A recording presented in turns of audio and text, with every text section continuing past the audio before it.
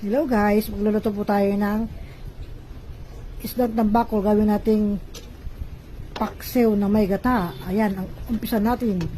Pinaksiw muna natin yung ating tambakol. Pagkatapos na yung kumukulo, ilagay na natin ang ating kurkumama, yung fresh gata na nasa sachet lang.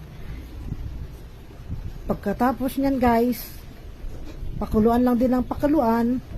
Ganyan lang kasimple ang ating pinaksiw na tambakol na may gata.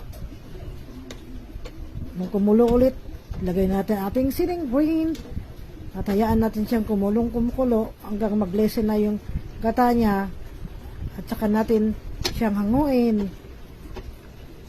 Ayan, meron na tayong pinaksiw na tambakol na may gata for today's video.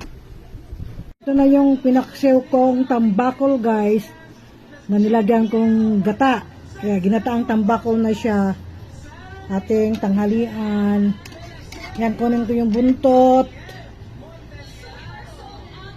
At lagyan natin ng sabaw. Masarap yung sabaw ng ginataan. At meron tayong manok. Ito guys. Tinulang manok.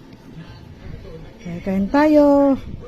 Thank you for watching. God bless you always.